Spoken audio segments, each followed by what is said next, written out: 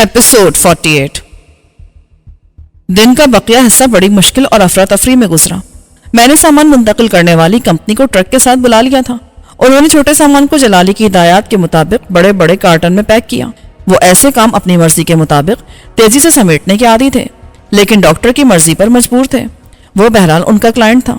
2 घंटे का काम 4 घंटों में पूरा हुआ। दरमियान में एक मरतबा चाय खुद रेशम ने बनाई। डॉक्टर अपना खाना खुद तैयार करता था। बाकी सब के लिए मुझे बाजार से इंतजाम करना पड़ा। हमने चलते फिरते ही पेट भरा।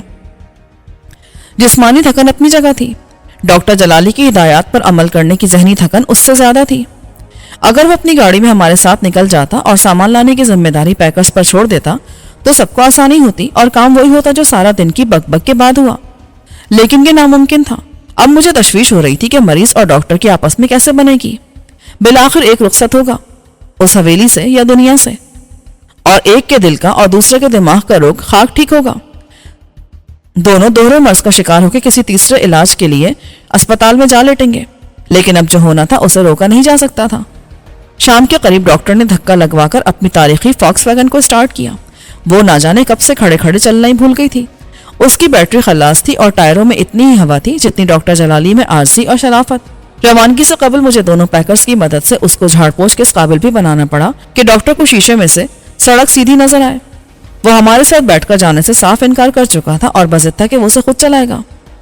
ये भी मेरी शरीक हयात है, जिसको हाथ लगाना तो दूर की बात, इस पर किसी ने बुरी नजर डाली तो मैं उसे अपनी गैरत पर हमला समझूंगा, उसने बताया। बिलाखिर हमारा काफिला हरकत में आया। पैकर्स फिर फंस गए। ये 1 घंटे का रास्ता था जो उन्हें हमारे साथ बल्कि हमारे पीछे चल के 3 घंटों में तय करना पड़ा। डॉक्टर जलाली की डार्लिंग सबसे आगे थी। रास्ते में एक जगह उसके टायरों में हवा डाली गई।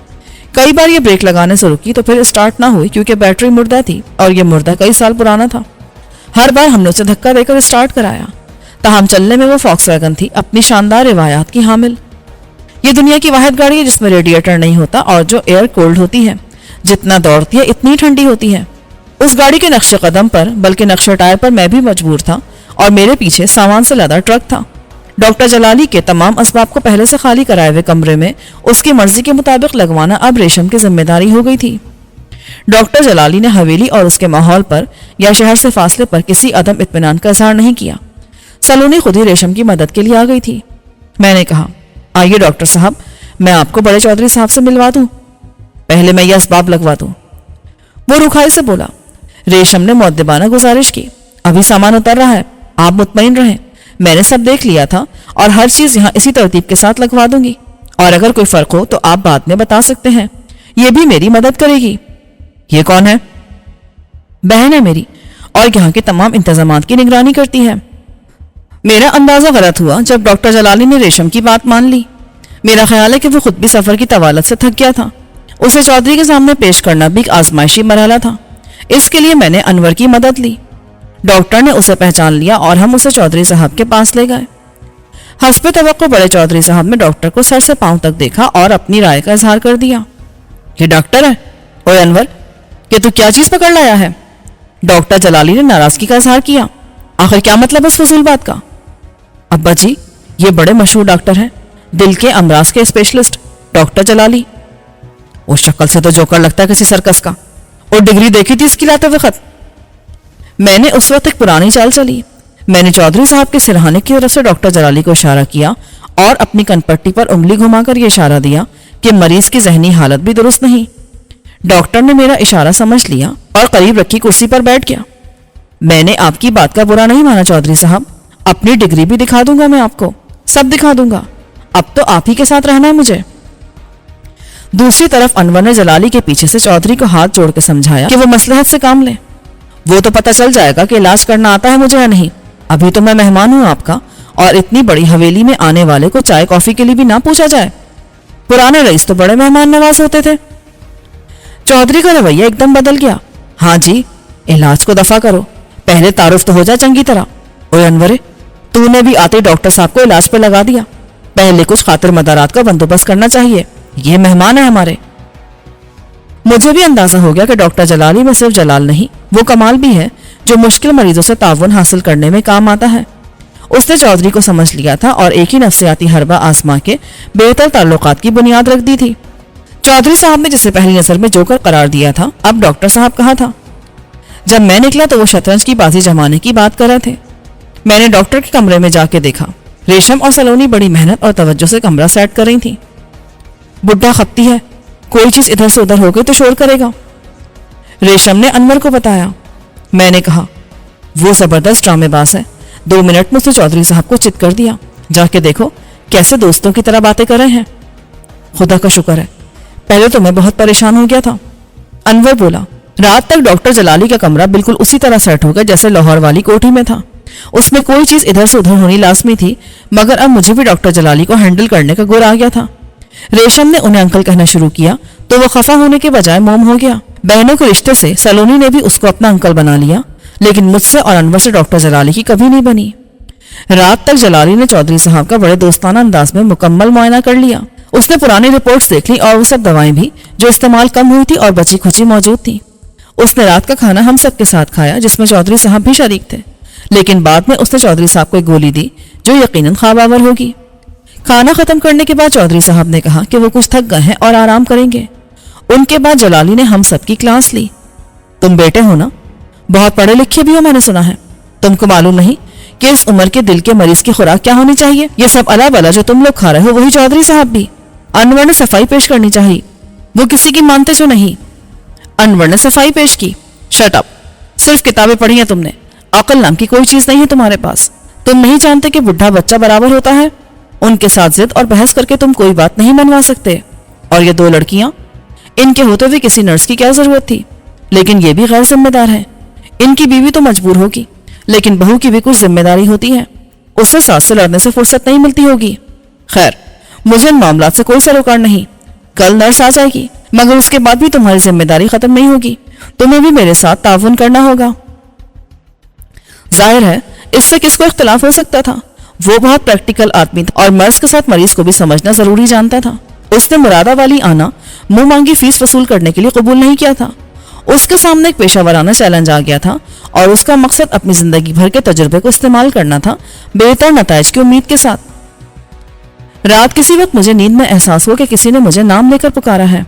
कमरे में मुकम्मल तारीकी थी। मैंने आंखें खोल के गौर से देखा तो वो औरत चंद फुट के फासले पर मौजूद थी। मैं लाइट ऑन करने ही वाला था कि उसने मुझे मना कर दिया। भाभी शाहीना, मैंने हैरानी से कहा। मैं नहीं चाहती कि किसी को कुछ मालूम हो, मुझे सिर्फ तुमसे बात करनी थी। मैं बेड से उतरा और उसके सामने जा बैठा। ऐसी क्या बात हो सकती है भाभी, जिसके लिए खुफिया मुलाकात जरूरी थी? मुझे तुमसे कुछ पूछना था। वो लहजे से उदास और परेशान लगती थी। आखिर ऐसी बातें क्यों हो रही है मेरे बारे में? कैसी बातें? तुम मुझसे ही सुनना चाहते हो? क्या ये नहीं कहा गया कि मैं अपने शौहर को कैद से रिहाई दिलाने के लिए साजिश कर रही हूं? साजिश? कैसी साजिश? इतना अनजान बनने की जरूरत नहीं है। तुम अच्छी तरह जानते हो कि किसने क्या कहा था। ये किसने कहा था कि गेट के मुहाफिज को जहर देने वाला मेरे पास आया था? ऐसा तो किसी ने भी नहीं कहा। हाँ, शक जाहिर किया गया था कि इस तरह कोई अंदर दाखिल हुआ था। किसने जाहिर किया था ये शक? मैंने, क्योंकि मैंने ही देखा था। और कब्रिस्तान के अंदर तक सुरंग बनाने का शोशा किसने छोड़ा था? बाद में क्या पता चला? मैंने कमजोर से दफा किया। वो वक्ती बात थी। दिमाग में हर किस्म का ख्याल आता है। इंतहा यह कि मेरे वालिद की मुरीदों के साथ आमद को भी गलत रंग दिया गया। आखिर क्यों? क्या एक बाप अपनी बेटी से मिलने के लिए नहीं आ सकता? और अगर बेटी किसी मुश्किल में है तो क्या उसको तसल्ली देना और उसकी मुश्किल आसान करने की कोशिश करना गलत है? आखिर मैं किससे मदद मांगू? मुझे बताओ, क्या मेरा परेशान होना भी गलत है? मैं कुछ ना करूं, मेरा शौहर कैद में है और मैं चुपचाप बैठी रहूं, रात को आराम से सो जाऊं जैसे कुछ हुआ ही नहीं? मैं तो कुछ कहते हुए भी डरती हूं। करना तो दूर की बात है, वो जिंदा तो है अभी, लेकिन यह हवेली के अंदर की सियासत रिश्तों का कोई लिहाज नहीं करती।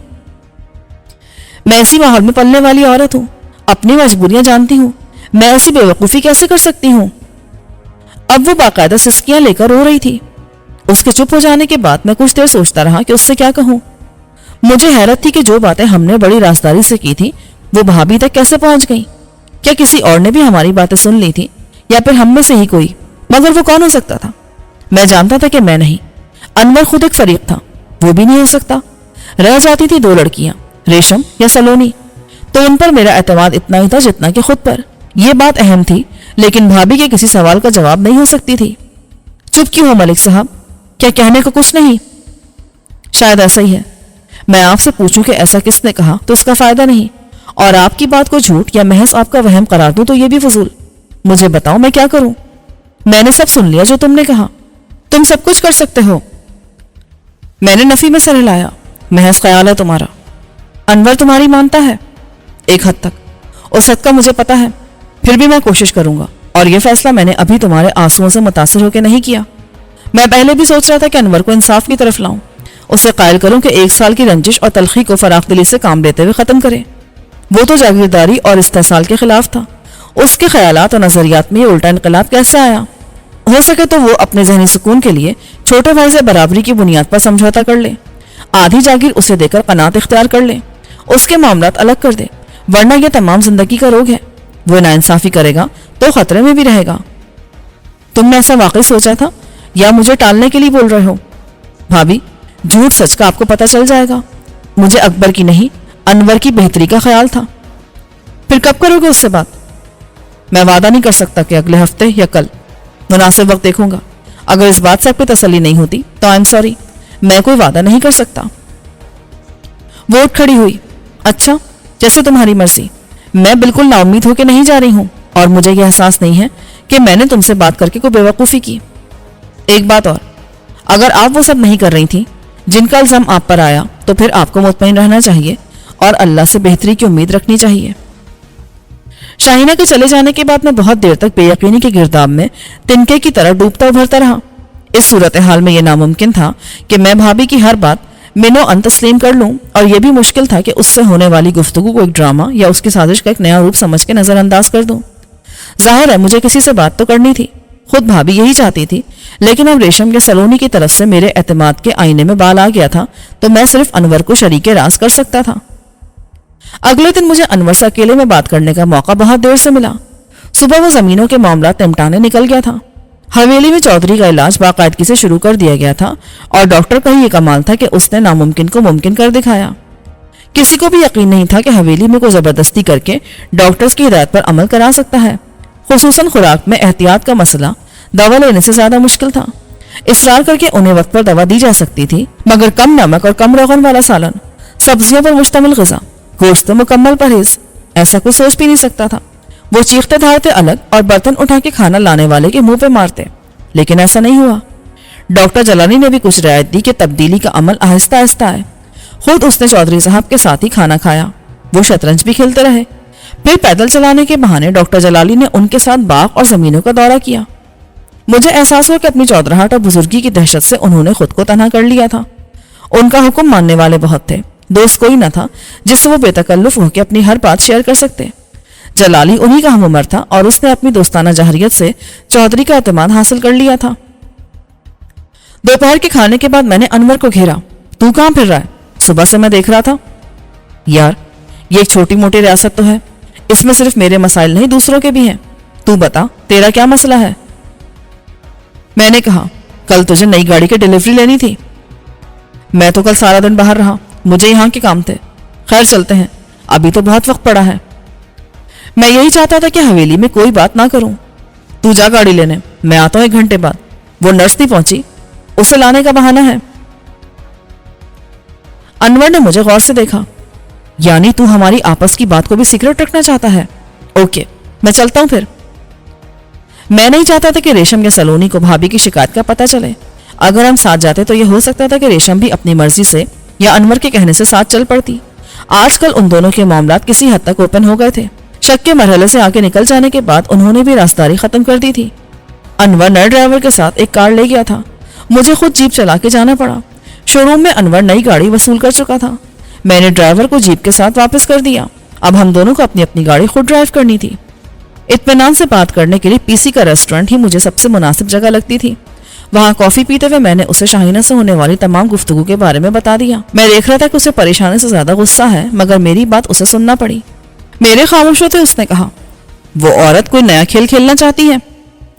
پہلے یہ سوچ کہ جو بات ہمارے درمیان ہوئی وہ شاہینہ تک کیسے پہنچی۔ میرے اور تیرے علاوہ ان معاملات پر جو گفتگو ہوئی اس میں صرف ریشم اور سلونی شریک تھی۔ تیرا خیال ہے کہ ان میں سے کسی نے بھابھی کے کان بھرے ہیں؟ تو اپنا خیال بتا۔ میں سلونی پر شک کر سکتا ہوں، پر ریشم پر نہیں۔ سلونی پر تیرا اعتماد پرانا ہے، ہے یا نہیں؟ ریشم پر شک نہ کرنے کی وجہ بھی ظاہر ہے. وہ بگڑ گیا. یار تو ایسی بات کیسے کر سکتا ہے؟ کیا تو میرے ساتھ نہیں تھا جب مجھ پر قاتلانہ حملہ کیا گیا تھا؟ فائرنگ میں ڈرائیور مارا گیا تھا. آخر کس پر جائے گا میرا شک؟ میرا تو کوئی دشمن نہیں تھا. اور شروع میں جو گارڈ مجھے شوٹ کرنے آیا تھا کوئی نہیں تھا میرا دشمن. مگر اب بھائی ہے, شاید صرف بھائی ہے. اب تو کہے گا کہ دشمنی کی ابتدا اس کی طرف سے ہوئی تھی. ظلم اور ناانصافی کرنے والا وہ تھا. ماں باپ مجبور تھے یا نہیں اس سے فرق نہیں پڑتا. مگر جب تیری باری آئی تو کیا ہوا؟ انصاف ہوا, مجرم کو سزا ملی اور دشمنی بڑھ گئی. انور سوچ, غور کر کے معاملات کو اس انتہا تک لے جانے میں کس کا ہاتھ ہے؟ میرا, چودھری صاحب کا, ماں جی کا یا بھابھی شاہینہ کا؟ نہیں, یہ 100% تیرا اپنا فیصلہ تھا. اب یہ غلط کیسے سمجھا جا سکتا ہے؟ اور میں نے اسے بہت رعایت دے رکھی ہے. تو اپنی بات سے پھر گیا انور. تو نے مجھے قائل کیا تھا کہ تجھے خود کو حاکم تسلیم کرانے کے لیے اپنے دشمنوں کو ایک پیغام دینا تھا تاکہ وہ تجھے کمزور نہ جانے. بہت ظالمانہ بلکہ انسانیت سو سزائیں دی تو نے. میں نے بہت رحم دلی کا مظاہرہ بھی کیا تھا. انور میں نے بہت سوچا, یہ صرف بھابھی کی بات کا اثر نہیں ہے. تو ایک روایتی مزاج والا جاگیردار بن رہا ہے. تو بھی اکبر بن رہا ہے. پہلا ایسا نہیں تھا. تو اس جاگیردارانہ نظام اور ظلم کے خلاف تھا. زمین کو تقسیم کرنے اور غریبوں کی فلاح کی بات کرتا تھا. اور اسی کی سزا بھی ملی ہے مجھے. ہاں, مگر اس سے تیری شخصیت بدل گئی, سوچ بدل گئی. تیری سب تعلیم اور ذہنی برتری خاک میں مل گئی. تجھ پر لالچ غالب آ گیا. اقتدار کی حوث نے تجھے مغلوب کر لیا. مجھے زندہ رہنے کے لیے ایسا ہی بن کے رہنا ہوگا, یہ مجبوری ہے میری. غلط. تو نے اپنی زندگی کو خطرات کے جنگل میں دھکیل دیا. پہلے کوئی تیرا دشمن نہیں تھا, یہ تو نے خود کہا. اور اب ہر طرف تجھے دشمن ہی دشمن نظر آتے ہیں, سازشی اور قاتل. تجھے محافظ بدلنا پڑے, پھر بھی تو ڈرتا ہے. اکبر کے ساتھ بھابھی ہے, اس کا باپ ہے, اس کے پیروں مریدوں کی فوج ہے جو اس کے حکم پر کچھ بھی کر سکتی ہے. تیری مشکلات میں اضافہ ہوگا انور. وہ چلانے لگا. صاف کیوں نہیں کہتا کہ تو ڈر گیا ہے؟ تو مجھے بھی ڈرانا چاہتا ہے. انور, خطرات سے نمٹنا اور بات ہے, خطرات کو دعوت دینا اور بات. آدمی بہت ہوشیار اور بہادر بنتا ہے, لیکن اس کی ساری طاقت کا غرور ایک سوراخ سے نکل جاتا ہے جو 1 انچ کی چھوٹی سی گولی اس کے سر میں بنا دے. تو کیوں ایک مطمئن اور محفوظ خوش و خرم زندگی پر قناعت نہیں کرنا چاہتا؟ اس جاگیرداری کے غرور یا جنون کی قیمت کیا ہے آخر؟ او یار تو چاہتا کیا آخر؟ مجھے کیوں پریشان کر رہا ہے؟ اگر تو مجھے دوست سمجھتا ہے تو میری بات سن اور سمجھنے کی کوشش کر, ورنہ تو اپنی مرضی کا مالک ہے.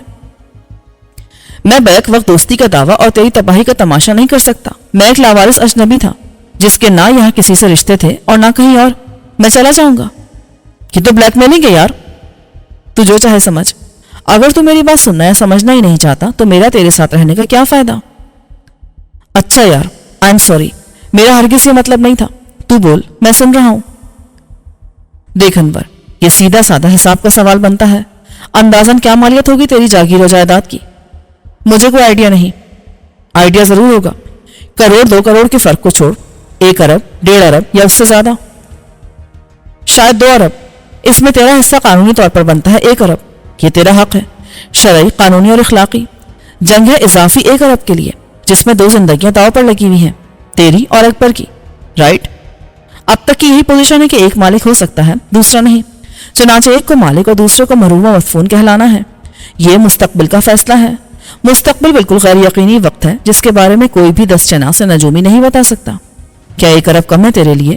اور 2 ہوں گے تو تجھے کتنا فرق پڑے گا؟ تیری شان و شوکت, عیاشی, بدماشی سب دگنی ہو جائے گی. 1 ارب میں تو خود کو غریب محسوس کرے گا اور کمتر. تیری ڈگریاں اور علم کے خزانے کا بھاڑ میں. انور آہستہ سے بولا, پر 1 ارب بھی بہت ہوتے ہیں یار. مگر کیا؟ یہ انا کا مسئلہ ہے, شان کا, انتقام کا, جس پر تو زندگی کا جوا کھیلے گا. ہر احمق امید پر اس جواری کی طرح یہ نہیں سوچے گا کہ ہار تو کسی کے حصے میں بھی آ سکتی ہے. سکون, قناعت, خوشی اور عافیت کی تیرے نزدیک کوئی قیمت یا وقت نہیں. بھابھی شاہینہ کی باتوں کو چھوڑ. سازش کے تمام امکانات کو مسترد نہیں کیا جا سکتا. خود کو بچانے کے لیے بلی بھی شیر سے لڑ جاتی ہے. بھابھی کے پیچھے اس کے باپ کی جذباتی سپورٹ کا ہونا فطری بات ہے, اور وہ کس کماش کا آدمی ہے تو جانتا ہے مجھ سے بہتر. پھر کیا کروں میں؟ سمجھوتا کر لوں, تقسیم پر راضی ہو جاؤں. سوال ہے کہ اکبر بھی راضی ہوگا. نہیں ہوگا تو کر لیا جائے گا. اس پر دباؤ ڈالنے والے بہت لوگ ہیں. شاہینہ, اس کا باپ, اور خود اس کے اپنے ماں باپ بھی یہی کہیں گے کہ صلح صفائی سے رہو, تم بھائی ہو, دشمن نہیں. انور نے ٹھنڈی سانس لی. اچھا, میں سوچوں گا. میں بھابھی سے بات کرتا ہوں, تو انہیں ملنے کا موقع دے. اکبر کو اس کی بیوی سمجھا سکتی ہے، وہ اپنے باپ سے بھی بات کر سکتی ہے، یہ ہو سکتا ہے کہ انہیں تیری پیشکش بھی ایک چال لگے۔ میں بھی پیر صاحب کو تیری طرف سے ضمانت دے سکتا ہوں، اس میں دیر خطرناک ہوگی انور۔ اس امکان کو مسترد نہیں کیا جا سکتا کہ پیر صاحب کے مریدوں کا ایک ٹولہ نتائج کی پرواہ کیے بغیر حویلی پر حملہ کر دے، تجھے اٹھا کے لے جائے اور اکبر کو بھی چھڑا لے۔ نہ جانے کیوں میری چھٹی حص خبردار کرتی ہے کہ ان کے صبر کا پیمانہ لبریز ہونے والا ہے، وہ تیری نیت کو بھی دیکھ رہے ہیں اور تیرے اعمال کو بھی۔ وہ شکست خوردہ لہجے میں بولا، چل تو کہتا ہے تو بات کر بھابھی سے، پر میری بھی ایک بات سن لے، تو مجھ پر بھروسہ کر سکتا ہے، اکبر پر نہ میں کر سکتا ہوں اور نہ تجھے کرنا چاہیے۔ وہ دوغلا ہے، ابھی مان جائے گا، لیکن اس کے اندر سے وہ زہر نہیں نکلے گا جو اس کے خون میں شامل ہے۔ اس کے خواب و خیال میں بھی نہیں تھا کہ کبھی اسے میری جگہ قید میں آنا پڑے گا۔ یہ اس کے غرور کی اور انا کی شکست ہے، اور وہ معاف کرنے والا آدمی نہیں ہے۔ ہو سکتا ہے قید کے تھوڑے سے دنوں میں اسے سمجھ آ گئی ہو۔ نہیں، اس کا اثر الٹا ہوگا ملک صاحب، وہ سمجھے گا پہلی بار اس نے مجھے زندہ چھوڑ کے کتنی بڑی غلطی کی تھی۔ اب تقدیر نے اسے پھر موقع دیا ہے تو اسے دیر نہیں کرنی چاہیے۔ جس دشمن کو پہلے چھوڑ دیا تھا اب ہرگز نہیں چھوڑنا۔ اس میں اور مجھ میں بہت فرق ہے دوست، اسے کوئی نہیں سمجھا سکتا کیونکہ اس کا کوئی دوست نہیں ہے، اور دوست اس کا نہیں ہوتا جو کسی پر اعتماد نہ کرتا ہو۔ وہ اپنی زندگی ایسے ہی گزارنا چاہے گا تو اس کی مرضی، ہم اس کے نقش قدم پر نہیں چلیں گے انور، لیکن اپنی حفاظت کے خیال سے غافل بھی نہیں ہوں گے۔